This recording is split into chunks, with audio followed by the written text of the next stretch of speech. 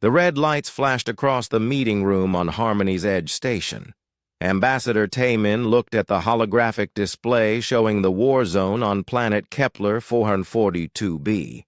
Explosions lit up the dark surface like deadly fireworks. Ships crashed into the ground every few minutes. It was the worst fighting the galaxy had seen in 200 years. "The situation is getting worse," said Commander Vextar, his forearms clicking nervously. The tall Vorthon warrior stood 8 feet high, covered in thick armor even during this peaceful meeting. "My people cannot send supplies to our wounded soldiers. Every time we try, the Nexari shoot down our ships." The blue-skinned Nexari representative, Dr. Kelnari, made electronic sounds that translated into words. "Your warriors attack our medical transports first. We only defend ourselves. Logic says we must protect our people." Taemin watched both aliens argue. The Vorthons were a proud warrior race who believed fighting solved everything. The Nexari were super smart and used technology for everything. They had been fighting for 6 months now, and millions were dead. "How many ships do you need to get medical supplies to your people?" Taemin asked Vextar. "At least 50 warships to protect one medical transport," Vextar replied. "The Nexari have weapons everywhere. We need 100 defense ships to—" "Move safely," Dr. Kelnari said. "Vorthon warriors attack anything that moves." Taemin nodded slowly. This was normal for most species in the galaxy. When there was a war, everyone needed huge armies just to deliver food or medicine. Everyone except humans. The door to the meeting room opened. Hyejin walked in, carrying a small recording device. She was a war reporter who had just come back from Kepler 442b. Her clothes were dirty and she looked tired, but she was not hurt. "I have new footage from the planet," she said, putting the device on the table. The hologram changed to show the surface of the war zone. Hyejin had filmed everything herself. Vorthon soldiers were shooting at Nexari robots. The robots shot back with laser beams. Buildings were on fire. The ground was full of holes from explosions. But in the middle of all this fighting, there was a human man. Young-Soo was walking calmly between the soldiers. He carried medical supplies in his hands. When a Vorthon warrior fell down hurt, Young-Soo ran to help him. When a Nexari robot got damaged, Young-Soo tried to fix it. The most amazing thing was that nobody shot at Young-Soo. The Vorthon warriors saw him, but did not attack. The Nexari robots pointed their weapons at him, then turned away to shoot at other targets. "How is this possible?" Vextar asked, his voice full of surprise. "My warriors should kill any enemy they see, but they ignore this human. Our combat systems should eliminate all threats," Dr. Kelnari said, making confused electronic sounds. "But they classify this human as non-dangerous."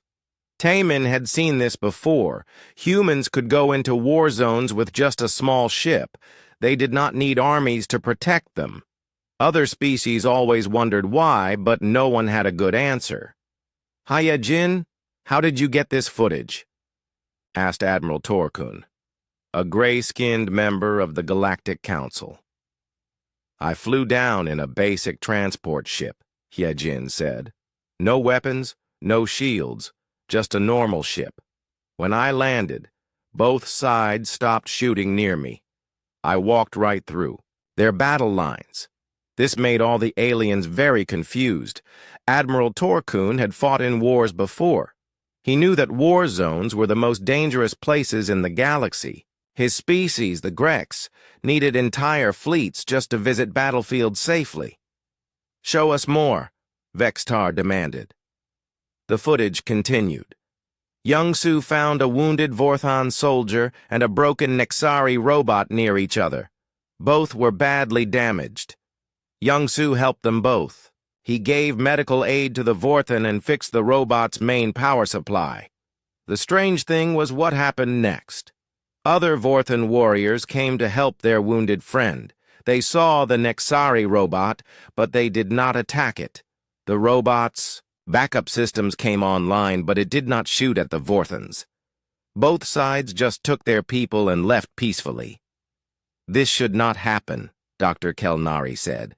"War programming does not allow such behavior." "Vorthan Honor Code requires fighting all enemies," Vextar added. "But my warriors acted like this robot was not an enemy." The room became quiet. Everyone stared at the recording. In the hologram, Young Su continued his work.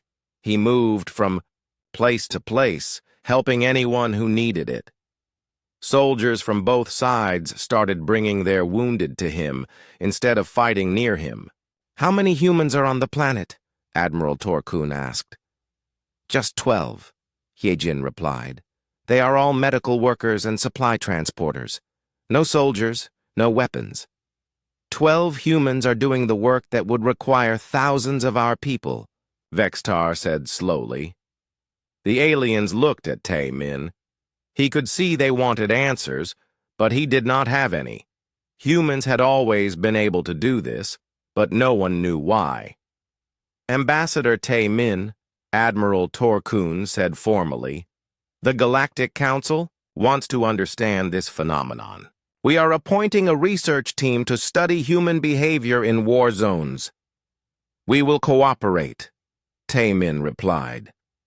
"But I must warn you, we do not fully understand it ourselves." The meeting ended with more questions than answers. As the aliens left, Hyejin stayed behind with Tae-min. "The fighting is getting worse down there," she said quietly. "Both sides are bringing in bigger weapons. Young-Su and the others are the only thing keeping some areas safe." Tae-min looked at the hologram still showing the battle. Somewhere in that chaos, 12 humans were working to save lives while two powerful armies tried to destroy each other. They had no protection except for something that even humans did not understand.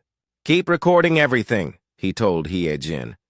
"Maybe someday we will figure out why the galaxy treats us differently." Outside the station, warships from dozen species gathered. Each one needed heavy protection to even think about approaching. A war zone. But somewhere below, humans walked through the deadliest battlefield in the galaxy, carrying nothing but medical supplies and hope. 3 weeks after the council meeting, Dalmi arrived at Harmony's Edge Station.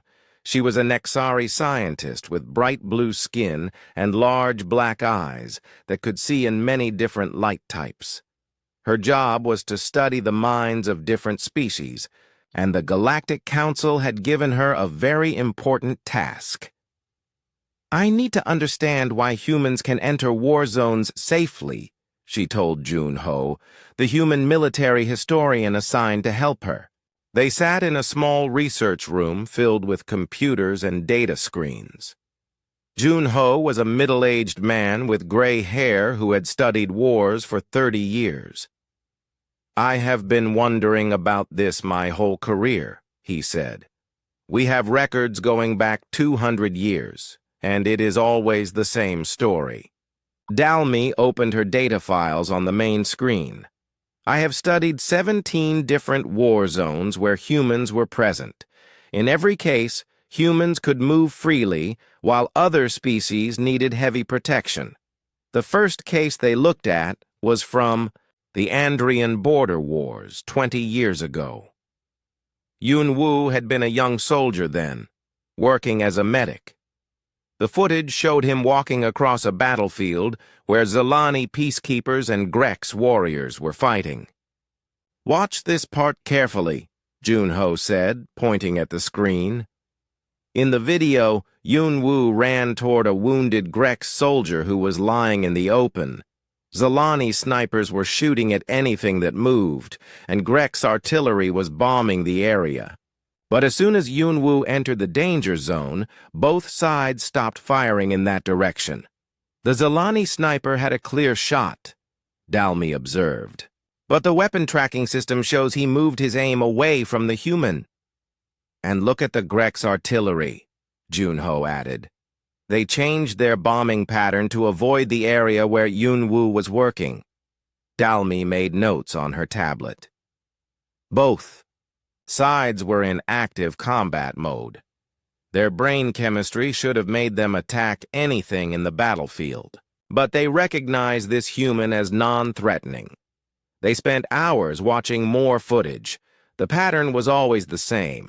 Humans in medical or supply roles could move safely through war zones. But something else caught Dalmi's attention. Show me footage of human soldiers in combat, she requested. Junho found several videos of human military units fighting alongside alien allies. In these cases, the humans were attacked just like everyone else. Enemy forces shot at them, bombed them, and treated them as normal targets. So it is not that humans are naturally protected, Dalmi said. The protection only works for non-combat humans. That is correct, Junho confirmed. Human soldiers and mercenaries get no special treatment. Only medical workers, supply transporters, and diplomats seem to have this ability. Dalmi was puzzled. Her species, the Nexari, were very logical. They understood war as a competition between two sides. You were either helping your side win, helping the enemy win, or you were a resource that one side could use. There was no other category. I need to run some tests, she said. Can you arrange for me to interview Yunwoo? 2 days later, Yunwoo came to the station. He was now an older man with many scars from his years as a battlefield medic. He sat calmly while Dalmi attached sensors to measure his brain activity and body chemistry. Tell me about your experience in the Andrian border wars, Dalmi said. I was scared most of the time, Yunwoo replied honestly. But I had a job to do. Soldiers were hurt, and they needed help. It did not matter which side they were on. Did you ever think about which army you were helping? Dalmi asked. Sometimes, Yunwoo said. But when someone is bleeding, you do not ask them about politics. You just stop the bleeding. Dalmi checked her sensors. Yunwoo's brain patterns were unusual. When he talked about helping wounded soldiers, his brain did not show the normal patterns of choosing sides. Most species had brain activity that always asked, "Is this good for my group?" But Yunwoo's brain seemed to skip that question entirely. What were you thinking when you ran across that battlefield? She asked. I saw a Grek soldier who was hurt badly, Yunwoo said. His leg was broken, and he was losing blood. I knew I could help him, so I did. But the Greks were fighting against your allies. That soldier was not fighting anyone. He was just hurt and needed help. Dalmi studied the brain scans. This was very strange. When most species thought about enemies during war, their brains became very active in areas that controlled fear and aggression. But when Yunwoo talked about helping enemy soldiers, those areas stayed calm. Instead, the parts of his brain that controlled care and protection became active. I need to test something, Dalmi said. She showed Yunwoo pictures of different alien species in military uniforms. What do you think when you see these? I think about whether they might be hurt and need medical help, Yunwoo answered. Dalmi showed him the same pictures, but this time the aliens were pointing weapons at the camera. What about now? I think they are probably scared or angry. About something, Yunwoo said. Maybe they are protecting something important to them. The brain scans showed the same pattern. Even when looking at armed enemies, Yunwoo's brain did not activate threat detection systems the way other species did. He seemed to automatically think about the person behind the weapon instead of the weapon itself. This is remarkable. Dalmi, told Junho later. Human brains appear to process war zones differently than any other species. How so? Junho asked. Most species see war as a binary state. You are either on side A or side B. But humans seem to have a third category. People. Who are just people, regardless of which side they support. Junho nodded slowly. That makes sense. In human history, we had many wars where civilians lived in the middle of battlefields. We learned to identify who was actually fighting and who was just trying to survive. Dalmi ran more tests over the following weeks. She studied video footage of dozens of humans in war zones. She measured their body chemistry, brain patterns, and behavior. The results were always the same. Humans who entered war zones for non-combat reasons genuinely did not think of themselves as part of the conflict. Their brains did not activate the usual wartime responses. They did not choose sides mentally. Instead, they focused only on their specific job, helping injured people, delivering supplies, or carrying messages. But the most interesting discovery came when Dalmi studied how other species reacted to these humans. She found footage from security cameras and military sensors that showed alien brain activity when humans were nearby. Look at this, she showed Junho. When a Vorthon warrior sees a human medic, his brain registers the human as not enemy, rather than ally or neutral. It is a completely different category. What does that mean? Junho asked. It means that humans are not just being ignored. They are being recognized as something that exists outside the concept of war entirely. This discovery led to more questions. If humans could be recognized as existing outside of war, why could not other species do the same thing? Dalmi decided she needed to investigate further.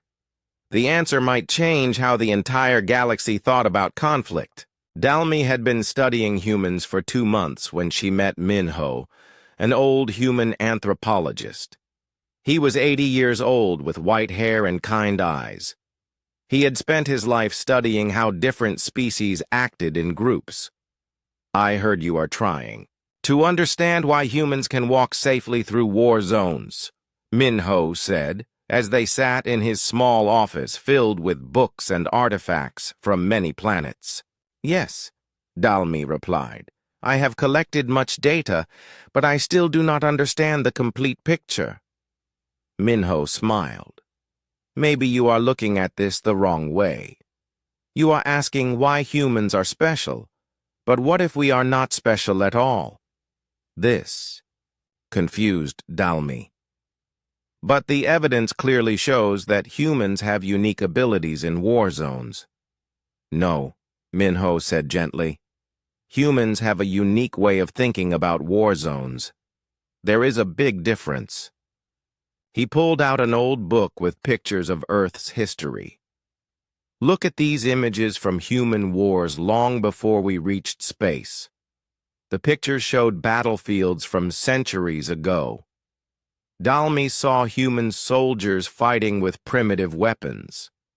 But she also saw other humans in the same areas who were not fighting. Some were helping wounded soldiers, others were carrying water or food, and some were just trying to escape to safety. In most wars throughout human history, there were always people who were not actually fighting, Minho explained. Doctors, supply workers, messengers, and civilians. All sides learned to recognize these people as different from soldiers. Dalmi studied the images. But other species have non-combat roles too. Why do they not receive the same recognition? Because other species did not develop space travel the same way humans did, Minho said. Most alien species either developed technology so fast they never had long ground wars, or they were so naturally peaceful that they never learned to make these distinctions. He showed her more pictures. Humans spent thousands of years fighting each other before we got to space. We learned to recognize the difference between someone who was trying to kill you and someone who was just trying to help or survive. At that moment, an alarm sounded on the station. There was an emergency on Kepler 442b. A Vorthon dreadnought had crashed near a Nexari civilian settlement. Both sides were sending military forces to the area, which meant more fighting was about to start. "I need to go down there," announced So Young, a human emergency surgeon who had just arrived on the station. "There will be many injured people who need immediate help." Commander Vex Tar was in the emergency meeting. "Dr. So Young, that area will be a war zone in less than 6 hours. My warriors and the Nexari forces will be fighting directly over that crash site." "Then I need to get there before the fighting starts," So Young said simply. "You cannot go alone," Dr. Kelnari protested. "The logical action is to wait until one side controls the area, then send a protected medical team. By then, many people will die who could be saved now," So Young replied. Dalmi watched this conversation with great interest. So Young was not afraid, but she was not brave in the way warriors were brave. She was just focused on her job of saving lives. "I will observe this mission," Dalmi announced, "for my research." 3 hours later, Dalmi found herself in a small transport ship flying toward the crash site with So Young and 2 other human medical workers, Na-un and Do-hyun. The ship had no weapons and very basic shields. Any military vessel could destroy it easily. As they approached the planet's surface, Dalmi could see Vorthon and Nexari forces moving toward the same area from different directions. Soon they would meet and start fighting. The human pilot, Han Sol, flew the ship straight between the 2 advancing armies. Dalmi expected to be shot down immediately. Her species would never survive this situation without heavy military protection. But something strange happened. Both armies detected the human ship, but neither side attacked it. The Vorthan warships changed course slightly to avoid hitting the transport. The Nexari defense systems tracked the ship but did not fire. "How are we not dead?" Dalmi asked. "Because we are not here to fight anyone," So Young said calmly.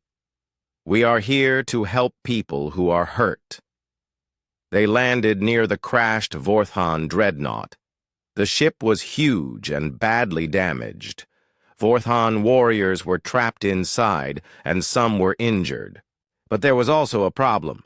The crash had damaged several buildings in the nearby Nexari settlement. Nexari civilians were hurt too. So Young immediately started organizing rescue efforts. She did not ask which people were Vorthon and which were Nexari. She just looked for whoever needed the most urgent medical care. Dalmi watched in amazement as So Young worked. When Vorthon rescue teams arrived, they saw the human doctor treating their wounded warriors. Instead of being suspicious, they started helping her. When Nexari emergency robots came to help their civilians, they saw So Young treating Nexari children with the same care she gave to Vorthon soldiers.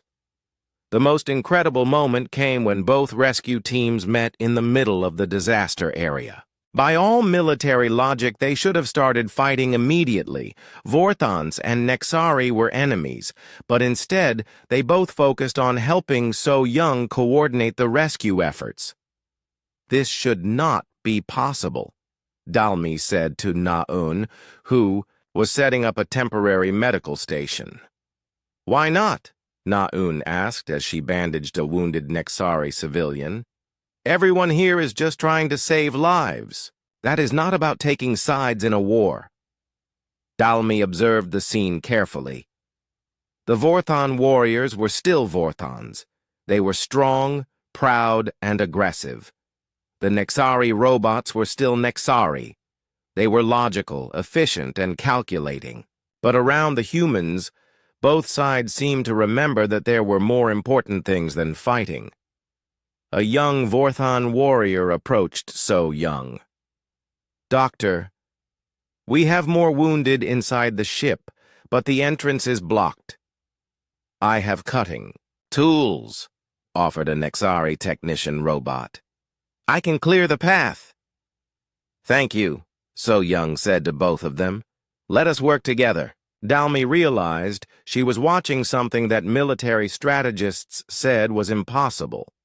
Two enemy forces were cooperating in an active war zone. They were not officially making peace, and they would probably go back to fighting tomorrow. But right now, they were on the same side. The key was the humans. So Young and her team were not trying to stop the war or convince anyone to make peace. They were just doing their job of helping injured people. But somehow their presence made it possible for enemies to work together. "I think I am beginning to understand," Dalmy told Minho later when they returned to the station. "What do you understand?" he asked.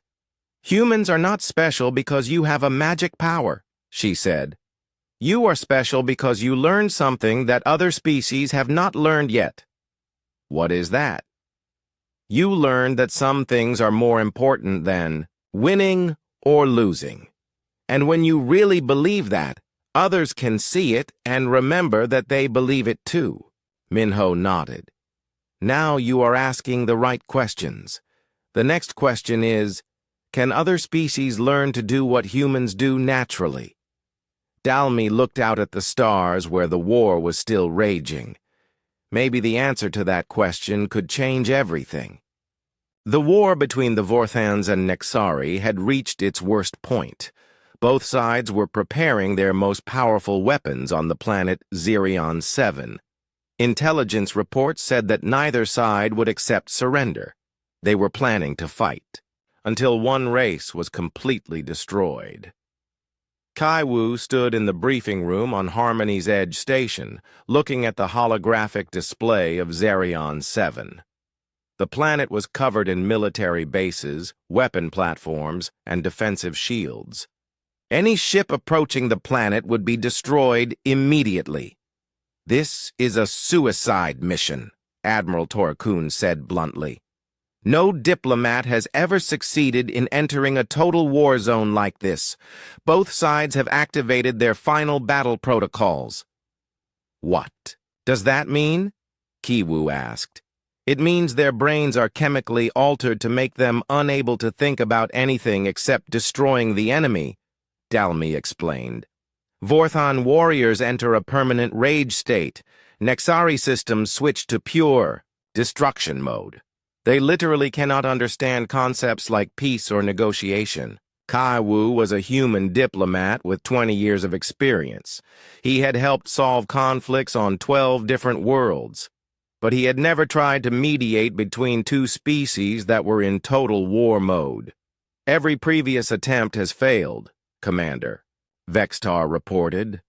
"We sent our best honor guards with diplomatic immunity. The Nexari killed them all within minutes of arrival. The Nexari sent their most advanced AI negotiators. My people destroyed them before they could transmit a single message." "Even neutral species cannot approach," Dr. Kelnari added. "The Zelani tried to send peacekeepers. Both sides attacked them as potential threats. The Grecs attempted a humanitarian mission. Their entire fleet was eliminated." Taemin looked at his fellow human with concern. "Kiwu, I cannot order you to do this. The chances of survival are essentially zero." Kiwu studied the tactical display. Zerion 7 was surrounded by thousands of warships from both sides. The planet's surface was covered in automated weapons that would fire at anything that moved. Military satellites filled the orbital space, ready to destroy any vessel that came close. "What about the humans already on the surface?" Kaiwu asked. "There are 15 human aid workers trapped in the neutral zones," Hae-Jin reported. "They went down before the total war protocols activated." Now they are stuck between the two armies with no way to escape. Young-Su's voice came through the communication system from the planet's surface. The situation here is getting desperate. Both sides are bringing in planet-killer weapons. When they use those, everyone on Zerion 7 will die. Kaiwu made his decision. I am going down there. How? Admiral Torkun asked. Any military escort will be attacked immediately. Even our best stealth technology cannot hide a ship from those detection systems. I will go alone, Kiwu said. In a basic diplomatic transport, no weapons, no shields, no military equipment. Everyone in the room stared at him. The idea seemed completely insane. Kiwu, Dalmi said carefully, my research shows that human protection in war zones has limits. In total war mode, both species may not be able to recognize non-combatant status. Maybe, Kiwu replied, but someone has to try. If we do nothing, billions of people will die. 2 hours later, Kiwu was flying alone towards Zerion 7 in a small civilian transport ship. The vessel had basic life support and communication equipment, but nothing else. It was the kind of ship that merchants use to carry cargo between peaceful worlds. As he approached the planet, every sensor screen lit up with warnings. Hundreds of Vorthon and Nexari warships were tracking his vessel, weapon systems locked onto him from every direction. He was completely surrounded by enough firepower to destroy entire moons. Kiwu activated his communication system. This is human diplomat Kiwu requesting permission to land on Zerion 7 for humanitarian purposes. The response came immediately from the Vorthon fleet. Unknown vessel, you are entering a restricted war zone. Change course immediately or be destroyed. The Nexari fleet sent a similar message. Unidentified transport. You have 10 seconds to retreat before we eliminate you as a potential threat. Kiwu continued flying straight toward the planet. I am here to help establish safe zones for wounded personnel from both sides. I am not armed and pose no military threat. Something strange happened. The Vorthon targeting systems had locked onto his ship, but they did not fire. The weapons were charged and ready, but the order to attack never came. Similarly, the Nexari automated defense systems tracked his vessel, but held their fire. Vorthon command, why are you not firing? Demanded one of the ship captains. There was a long pause. Then, unknown. Target appears non-threatening. Continuing to monitor. The Nexari fleet experienced the same confusion. Combat AI systems classify target as low priority. Continuing defensive posture. Kiwu flew through the middle of the largest space battle in galactic history without being shot at once.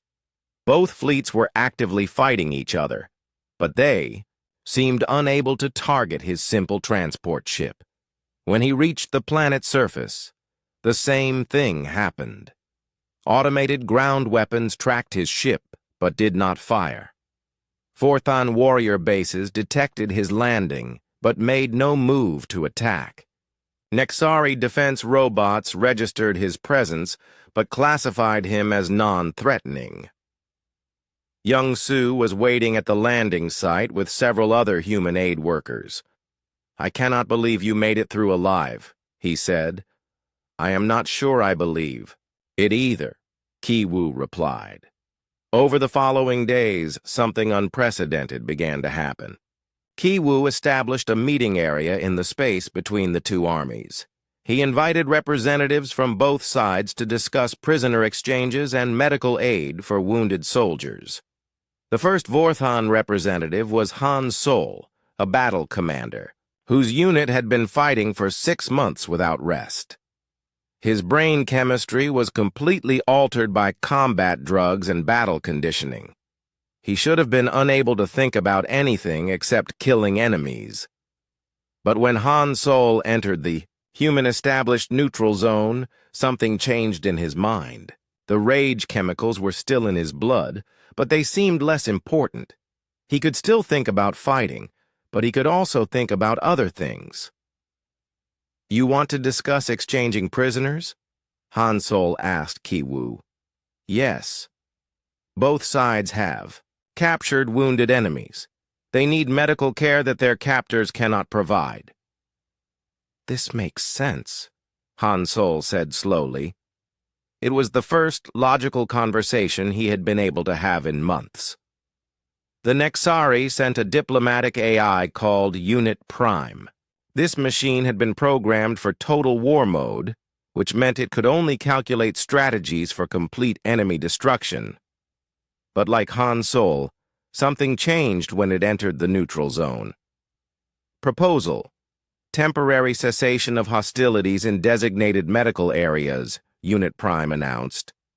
Agreed, Han Sol replied. Ki-woo watched in amazement as natural enemies began negotiating with each other. They were not making peace, and they would return to fighting when they left the neutral zone. But for the first time in months, they were able to remember that there were things more important than total destruction. The neutral zones grew larger each day. Both armies began protecting these areas instead of attacking them. Wounded soldiers from both sides were treated in the same medical facilities. Supply lines were established that both armies respected rather than targeted. Most importantly, both sides began to remember why they had started fighting in the first place, and to question whether total destruction was really the answer they wanted. 6 months after Ki-woo's mission to Zerion 7, Dalmi stood before the full Galactic Confederation Assembly. Representatives from 200 species filled the Great Hall, all waiting to hear her research findings. The war between the Vorthons and Nexari had ended 3 weeks ago, not with total destruction, but with a negotiated peace. Honored delegates, Dalmi began, I have completed my study of human behavior in war zones. The findings will change how we understand conflict resolution throughout the galaxy. She activated the main display, showing brain scans and behavioral data from dozens of species. For centuries, we have assumed that war zones are binary environments. You are either ally, enemy, or resource. But humans have taught us about a fourth category, the genuine non-combatant. Admiral Torkun raised his hand. But many species have non-combat roles during wars. Medical personnel, supply workers, diplomats. Why do only humans receive universal protection? Because, Dalmi explained, other species maintain combat mentality even in non-combat roles. Their brains still categorize themselves as part of one side or the other. But humans can completely separate their personal identity from the conflict around them. She showed a comparison of brain scans. When a Vorthan medic treats wounded enemies, his brain still identifies them as enemies who happen to need medical care. When a Nexari supply worker delivers aid, its programming still calculates which side benefits more. But when humans do these jobs, their brains stop thinking about sides entirely. Wu Jin, the human Secretary General, stood to address the assembly. This ability did not come naturally to us. We learned it through centuries of warfare on Earth. Humans fought each other for thousands of years before we reached space. He gestured to historical displays showing Earth's violent past. During our worst conflicts, we learned that some things had to remain outside the war if civilization was to survive. Medical care, food distribution, communication between enemies. We developed cultural rules that made these activities sacred, even during total war. But why do other species recognize this human trait? Asked Dr. Kelnari. Dalmi had the answer. Because deep down, all intelligent species understand the concept of things that are more important than winning. Humans just learn to access that understanding consistently, even during the most intense conflicts. She showed footage from Zerion 7, where Kiwu had established the neutral zones. Watch what happens when humans create genuinely neutral space. Other species remember parts of themselves that exist beyond conflict. In the video, Vorthon warriors and Nexari combat units were working together to build medical facilities. Their war programming was still active, but something deeper in their minds had been awakened by human example.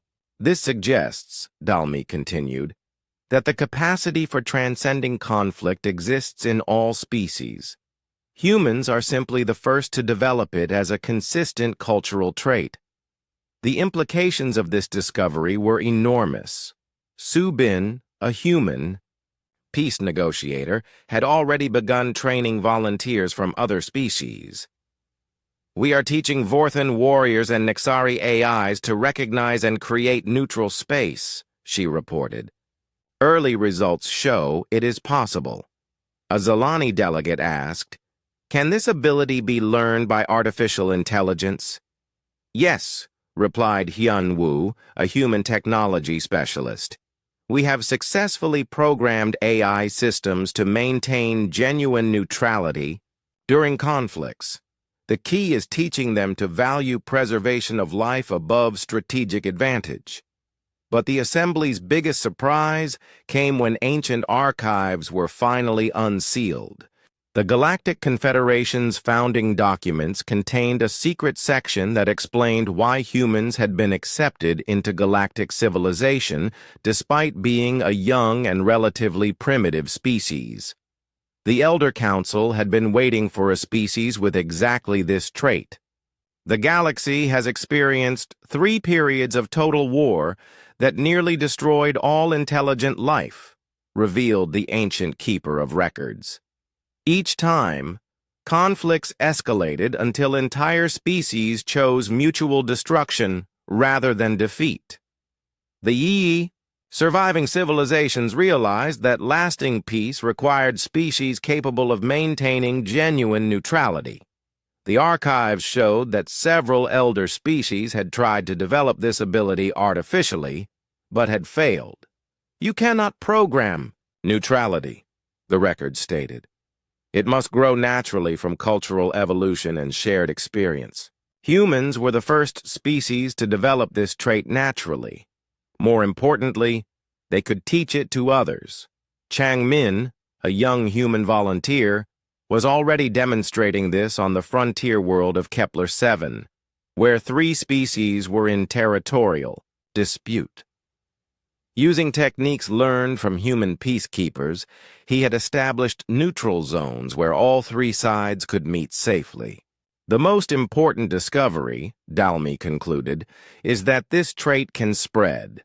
Species that learn genuine neutrality from humans can then teach it to others. We may be witnessing the beginning of a new era in galactic civilization. She showed projections of what this could mean. If even half the galaxy's species develop this ability, large-scale wars become nearly impossible.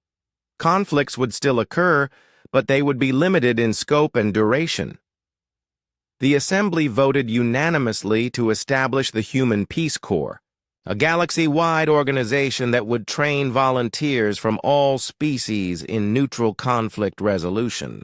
Humans would serve as initial instructors, but the goal was for each species to develop its own approach to transcending conflict. As the session ended, Taimin reflected on what humanity had accidentally accomplished. By learning to see beyond conflict during their own dark history, humans had given the galaxy a gift that could prevent future wars. But perhaps the most remarkable part was that humans had not intended to become galactic peacekeepers. They had simply developed a way of thinking that valued helping others above winning conflicts. That genuine motivation was what made their neutrality recognizable to all species. Outside the assembly hall, ships from dozens of worlds were preparing for new missions. But these were not warships. They were medical transports, supply vessels, and diplomatic craft, all crewed by volunteers who had learned to exist beyond conflict. For the first time in galactic history, war zones were becoming places where enemies could meet safely, work together, and remember that they were all part of something larger than their individual conflicts. The age of total war was ending. The age of genuine peace was beginning. And it had started with 12 humans carrying medical supplies through a battlefield, simply because they believed that helping others was more important than choosing sides. In the depths of space, Changmin's transport approached another war zone. His ship carried no weapons and no shields, just supplies and hope. As he had learned from countless humans before him, sometimes the most powerful force in the galaxy was the simple decision to help rather than harm. The galaxy was finally learning what humans had always known, that peace was not the absence of conflict, but the presence of something more important than winning.